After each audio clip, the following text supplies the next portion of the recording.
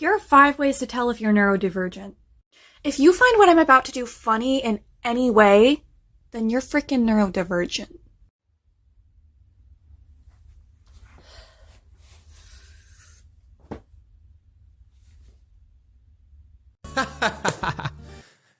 Women. Now, as hilarious as that was, I needed to put that at the beginning of the video to grab your attention with comedy. But now we're talking about more serious matters. Before I start today's video, I would like to read this comment. Why the Nirvana t-shirt? You realize Kurt would kick your teeth in, right? And guys, look, I'm gonna be honest, okay guys? I felt bad about that because you see I'm clearly wearing a Nirvana t-shirt again. And the last thing I would want to personally do is to upset the fake DID community. I didn't know, so I feel like out of respect, DID community, again, I don't want to upset them. I'm gonna change my t-shirt. There we go, that's better.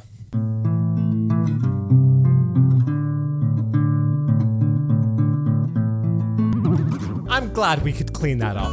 I hate fake disorder cringe forums because 90% of the people that get posted on them are just cringe and have a disorder. They're not faking. They're just disabled and usually autistic, and people want an excuse to bully them. So they just claim they're faking to make themselves feel better about it. I hate... What a terrible community, huh? The disabled people. Guys, we just need excuses to bully them, to be honest with you. I'd personally like to know where this woman got the 90% statistic from, that 90% of them aren't faking, by the way, because I'd find it's probably more the other way around. 90% are probably faking. It's no coincidence over these past few years that people with mental health disorders have suddenly skyrocketed ever since TikTok has been strongly encouraging that. And I really do believe that this is the type of person who likes to dislike these videos without even actually watching most of the videos that I react to. I react to a lot of people that are quite obviously faking, or at the very least, definitely over-exaggerating their symptoms. I've had people with Tourette's who for sure give me their diagnosis afterwards, but again, they tick to the beat of a song, which is 100% playing up for the camera. And then we have other cases of people just fainting and falling down while miraculously recording a TikTok video. Is definitely no coincidence. And that's the majority of the people that we like to make fun of. We make fun of them because they're faking, and yes, they're cringe. I've noticed as well a lot of the excuses being held towards, in the comments section, the people that like to defend the people that I react to. And it seems to be a lot of the cases, a lot of the arguments are arguments that I know for a fact I would just never be able to win. Because when I do call out someone who is obviously faking, a lot of the excuses, a lot of the time, in that case then, it's just stuff like, well, Ablaze, it's just satire. Like, come on, bro. Obviously, that it's just satire, bro. Which I think is a pretty terrible excuse. Falling to the ground and having a seizure, you can't really then pretend it's satire, considering very real people suffer with that on a daily basis. I think doing satire like that, one, has to be funny, and I think taking the piss out of someone that actually has seizures isn't really that satire or funny to me. I like to make these videos because I want the people that are faking to generally feel bad for faking. And I'm trying to stick up for the people that actually have disorders, as a lot of them really don't have a voice because a lot of them don't want to be on TikTok or create a platform, which is completely understandable. These disorders aren't by any means something you should be ashamed of, but a lot of people just don't want to make content surrounding their disorders. I'm gonna be switching and showing you all of my alters. Hey, I'm Spencer. I'm really chill. I'm usually the main caretaker. I don't really do much, but I do take care of the system when it has a shutdown and a lot of the other systems. I take it back. This one is definitely real. At this point, I'm really no psychiatrist or doctor, but I feel like most of us now, absolute least of common knowledge, knowing that when people do this kind of stuff, it's 100% faking. If you generally have something as serious as DID and you're sitting there introducing every single alter instantly on camera, well, that's kind of a big giveaway that you're probably just faking. It may feel very real to you and you might feel, because I said that, personally attacked. But give it 5 or 10 years and I would like to see if these people came back to this video, what they would actually say. I'll be honest. I'll be the first to say, when I was a kid, like everyone, we always like to claim we have stuff that we don't, in the sense that I remember I would just act really depressed some days for no reason. I'd be my group of friends and I would go all quiet, be listening to my headphones, listening to my music. Not Nirvana though, because he would kick my teeth in. But I remember sitting there and acting like depressed, like, oh, these guys don't understand what I'm going through right now. I had nothing I was going through. I wasn't going through anything. But kids, we kind of just do that. I don't know why. I don't know why that's a part of growing up, but I felt like everyone has acted like that a little bit. So look, when kids do this, it's not like I'm actually fully mad at them, but I think it's unfortunate that they don't know any better, and now a lot of them have access to TikTok and Facebook and YouTube, and they're projecting it out there to the internet. Like, again, I never hold these people accountable for the rest of their life. People can 100% change for the better, and hopefully a lot of these people will hopefully start to grow up and realize that a lot of these disorders don't work in the same way as they're projecting, and they're clearly watching other TikToks and learning from it, because it seems to be the exact same symptoms, even though the symptoms are wrong. Hey, I'm Finn. I'm the host. I'm there when Spencer isn't. I basically do the same thing. It's not really a big of a difference, but, yeah, I get lost in a lot of things. I'm Hazel. I'm 8 years old. I have a hard time listening to people. I try.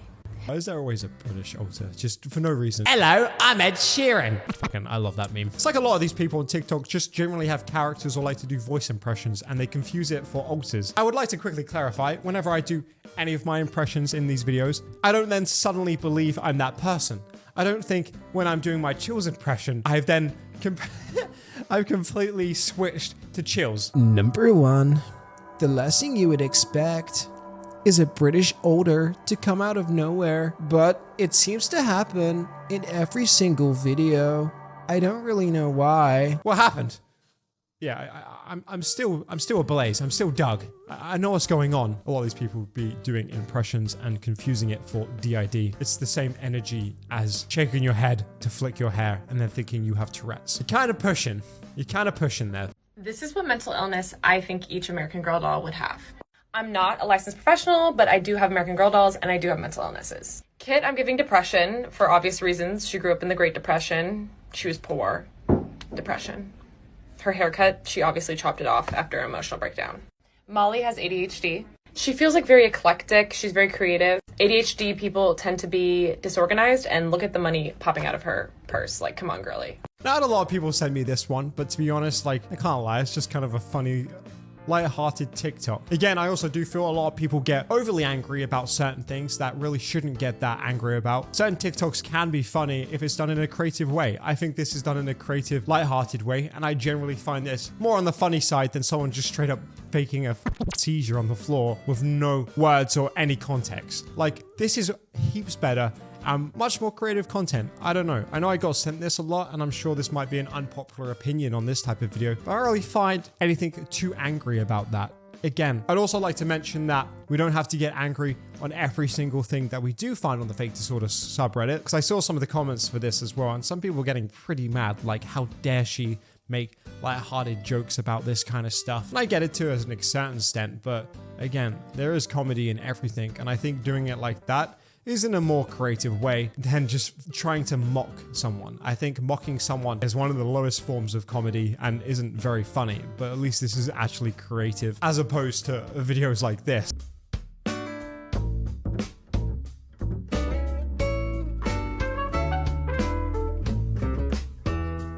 Caught myself passing out, low iron, instead. LMAO. Funny. It's not really, you know, and a lot of people came and clapped back, obviously, for this type of content because, again, where's the comedy, bro? Where is the comedy? It's not very funny. It's just literally someone taking the piss out of people that faint on a daily basis, which, again, just straight up taking the piss out of someone isn't really that funny. I don't know. It actually has to be funny. To be funny. I know. Who would have thought, right? And what would you think that this type of a person would have done in a situation like this? Because obviously you're going to get called out for these types of videos. I mean, you just pretended to faint on the floor, which you obviously faked because look at the way your leg tried to catch yourself underneath so you didn't hurt yourself. When people actually faint on a daily basis because of illnesses, they don't have the luxury of trying to catch themselves. It can be quite a scary experience, I can imagine. Also, hitting your head is something that you have to think about on a daily basis. Could you imagine just walking around and always being worried that you could faint at any time and give yourself really bad brain damage? Yeah, I couldn't imagine that would be very much fun. But this person literally just puts their leg out at the last second to break their fall. And like I said, What do you think their response was when people got angry at them? Understandably so. Did she apologize? Did she say sorry? Did she say, look guys, look, that was a terrible joke. It wasn't funny. I'm sorry. No, she doubled down and basically, well, I'll show you.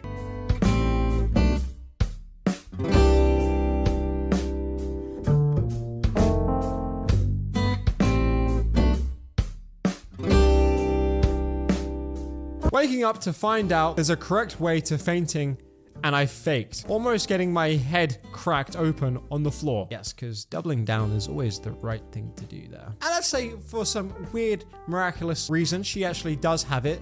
I can almost guarantee that a lot of these people that actually have the disorders, and they like to show me that they have these disorders, but I think they're kind of missing the point. They'll massively play up for the camera, and you really shouldn't be promoting this kind of stuff, especially when you know that your target audience is majority children. Like, why would you want to promote this kind of stuff to kids? Fainting's not a cool, fun thing. And look, they definitely do watch this kind of stuff, see the views that these types of people are getting, and then play up for the camera. It's blown up on TikTok. So much so that even now, when I upload these videos to TikTok and I do like hashtag fake disorder cringe, I was over like 100 million search results, which is insane. And that's just for the fakers. For people that actually have this stuff, it's even higher. And again, people are like interested and fascinated in this stuff, but they definitely copy them, because going back to that video at the start, where the girl then proceeds to introduce us to every single one of her alters, that's not how that works. You don't just sit there and go through all your alters with no trauma. And again, people are going to copy this kind of stuff. That's why I don't think it's okay to upload it. Even if you do have the diagnosis, I wouldn't record a live stream or like a video of me twitching my head and then upload it with some cool music and some cool text being like, oh no guys, I twitched my head again today. Feel bad for me. It's something that you kind of just live with, and I don't really want to put it out on the internet to project it. And you might be thinking to yourself, well, Blaze, that's just you. Maybe it's their way of coping. If your best way of coping with the disorders that you have and the cards you've been given in life is to create TikToks on them and upload them for a little bit of clout, well, I would strongly suggest that you maybe find some other alternatives. Some more healthy coping mechanisms.